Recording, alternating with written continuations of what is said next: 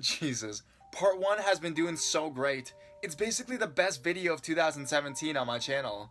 If you guys want a part 3, put in the comment section below. Without further ado, grab a blanket, turn off your lights for 3 true scary horror stories that happened after midnight, part 2.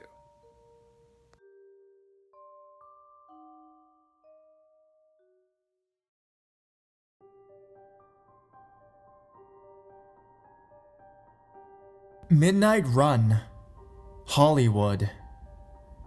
Hey everyone.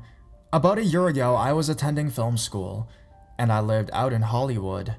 I was 21 years old and stayed in a gated apartment complex. Getting home at late hours, the community gym would be closed, so I go jogging at nighttime, usually doing laps around the outside of my complex. After doing this for about a year, I came completely accustomed to running at around 10 to 12 at night, until the last time I ever did that again. While jogging, I slowed to a walk. I took my headphones off and looked at my iPhone to change the song I was running to. I had a weird hunch like I was being watched. I looked across the street, and there was a tall, dark, skinny man. He was wearing nothing but red underwear and unbuttoned shirt. As soon as I noticed him, he began to open the unbuttoned part of his shirt, seductively revealing his torso. After being in Hollywood for a while, I was used to these crazy vagrants and all the weird shit they do. I just looked back at him in a disturbed manner and thought to myself, whatever, just another. Then mid-thought I hear, "Hey motherfucker! The fuck you looking at? Come here!" I turn my head over and he's screaming, pointing, and flailing around. I begin to walk faster. His screaming grows louder. I turn around and he's shirtless, just in his red underwear, crossing the street coming towards me. Where the fuck? Fuck! He was just screaming nonsense. I'm now sprinting at full speed. In the midst of this, I eventually turn around and he's gone. I re-entered my apartment complex and went home. After I got inside, I told my roommates what happened. We joked about it for a little. Then, there was a loud bang at our door. We all went up to the door and opened it. Nothing. No one was outside. We all went outside and looked around. No one was there. After that, nothing ever came about this. I never seen or heard of the Midnight Underwear Marauder again, except for the fact I'd only run inside of the community from that point on. Let's never meet.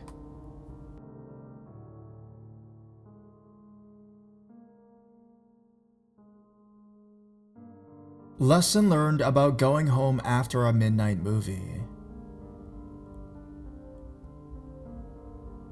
Last night, I went to a midnight screening of Princess Mononoke, which ended around 2:30 a.m. I had an offer to go over to my friend's house, and since he was busy packing to move to another city, I decided to just hoof it home.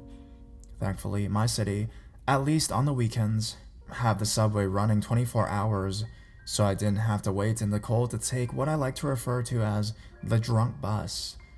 Went rather smoothly. Train arrived shortly after I got underground, and I made my connection easy peasy.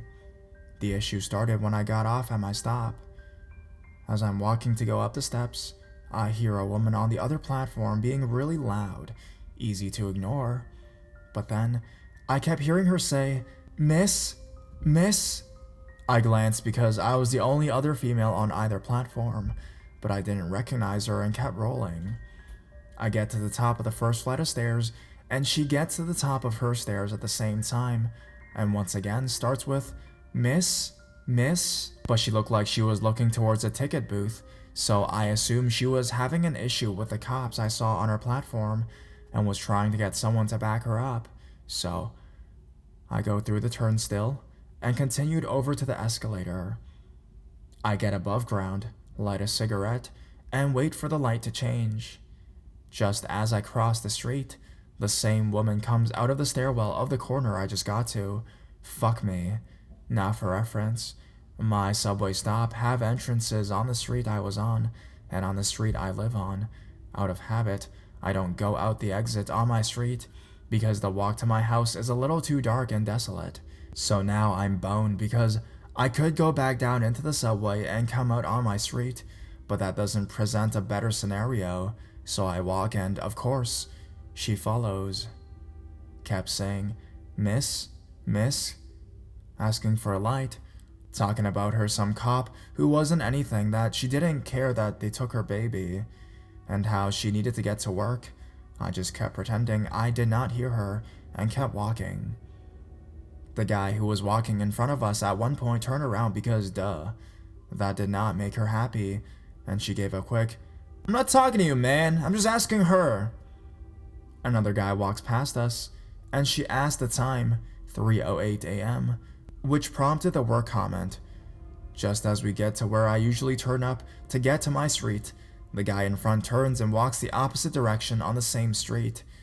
Since where I would turn gets rather dark where the local mechanic shop is, I decided to keep walking straight and hook around at the corner to my block. When I get to the corner and turn onto my street, she's still on my heels. I'm now starting to really panic. There is absolutely no one around, and I can't keep walking further away from the house because it's so poorly lit and no one is the fuck around. As we round the corner, I hear her say, "There's the path mark. I knew I was close to home. I live right up there."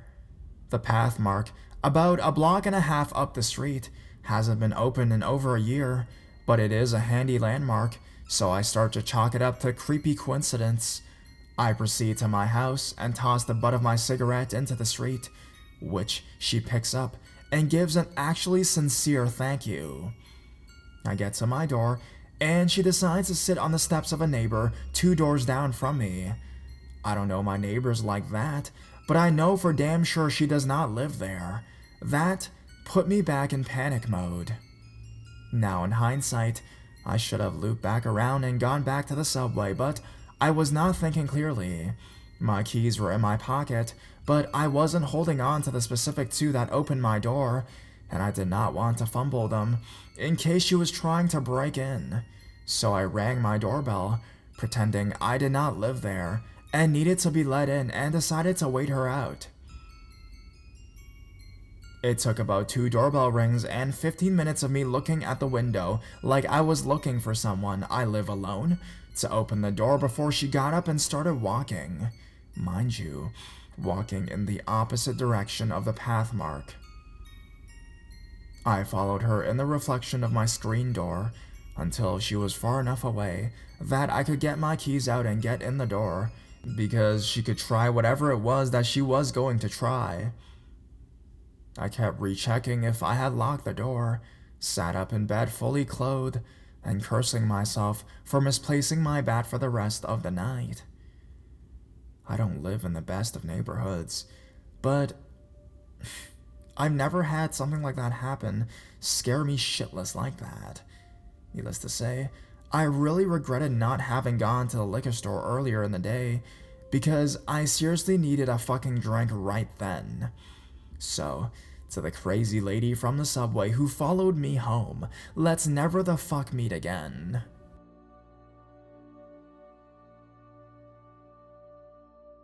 The Night of the Blood-Covered Nutcase. A true story. Here's a creepy incident that I endured some years ago. I'm a 41-year-old male, but the following events happened to me in 1999, when I was 24 years old. It's important to mention that I had an average build and was never a tough guy. I was working the graveyard shift at a motel in Oregon. My job title was night auditor, as I was expected to compare the daily revenue with the figures in the computer. Occasionally, someone would check in or out, but for the most part, I hardly saw a soul on my shift. My only other duty was to walk around the property every couple of hours to make sure there was nothing unusual going on. Checking the darkened property at night was always a bit creepy. The motel had a lot of rooms, and the large parking lot offered a great many hiding spots for anyone who might be lurking. In my first few months, I had to chase the occasional bum off the property or out of the lobby, They always wanted shelter and free coffee. But my typical night was extremely uneventful. Nonetheless, I was nervous about being antagonized by violence-prone weirdos, so I bought a big can of pepper spray and Maglite, those big black police-style flashlights. One night at 3 a.m., I stepped outside to check the property. It was midwinter and very cold, so I wore my jacket. On the opposite side of the parking lot, a large man in a green t-shirt and jeans was marching purposefully towards one of the buildings. I thought it was odd that he'd be outside in just a t-shirt, since it was so cold that my face was stinging. He marched to a motel room door and tried to open it, finding it locked. I watched him intently. He marched to the next door and tried to open it, then the next one. "Excuse me," I said, somewhat loudly. The man stopped, facing away from me, his hand still gripping a door handle. I walked towards him, gripping my Maglite and pepper spray tightly. It was obvious to me that this guy was up to no good. "May I help you, sir?" I added. The guy turned around and faced me. He was nearly 6.5 feet tall, looked muscular beneath a thick layer of body fat, had big curly dark hair, with a thick handlebar mustache, and worst of all, was covered with blood. It was all over his face and the entire front of his shirt. Even his jeans were wet with blood all around the waist, groin, and hips, and his pant legs were streaked with blood right down to the cuffs. Worse yet, he looked at me with a crazed expression, his eyes widened with irrational rage, and his teeth clenched and fully exposed. He looked like a 40-ish escape con auditioning for the role of Carrie. The sight of this gore-soaked freak made me forget to breathe. He walked towards me with quick, long strides that prompted me to click my Maglite on and shine it at him. The light reflected brightly off his face, informing me that the blood on it was fresh. He was undaunted by the flashlight and maintained his course. "Sir," I said, "are you a guest at the motel?" He continued towards me. The closer he came, the clearer I could hear his manic breathing, which contained a growl with each exhale. I felt it was obvious that he was going to attack. "I have pepper spray and I'm ready to use it," I said. His growling became more vocal, and he seemed to hasten his step. At this point, he was about 20 feet away from me. A quick side note about the pepper spray. I bought that particular can because the label claimed it would fire a stream accurately up to 15 feet. The blood-covered man raised his gnarled, bloody hands towards me, as though he intended to claw my face apart. At that moment, I pressed the button on my pepper spray can, aiming high so as to hit his face. The stream was powerful enough, and even had a bit of recoil that hit my hand back. The beam from my Maglite was also aimed at his face, so I could see the stream of liquid blast him directly in his eyes. It was so forceful that much of the blood on his face was instantly washed away.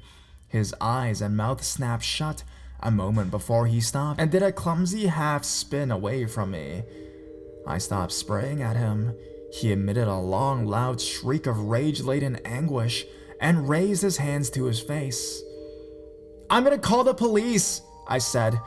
I announced that in case he intended to resume his approach once his pain had subsided. "Don't think this is over," he growled. He turned and faced me with one eye partially open and the large glob of mucus hanging from his nostrils. You're dead, man," he hissed. He faced the exit of the parking lot and staggered towards it. I rushed into the lobby, locked the big glass doors, and called 911. They told me they'd send officers to make a report. The cops arrived minutes later. It's a fairly small town, and took my statement. They were particularly interested when I told them he was covered in blood. They said they might be in touch later on if someone turned up injured or worse. Thankfully, I never heard from them. I don't know if the blood on the whack job was the result of an injury he'd sustained, or if he'd actually hurt somebody. But all I couldn't say if he was legitimately insane or if he was out of his mind on hard drugs. All I know is that he was too out of sorts to wash or even wipe the blood from his face. So I shudder to imagine what he would have done if an occupied room had been accessible to him, or if he'd managed to get his big bloody hands on me. Yikes, I say.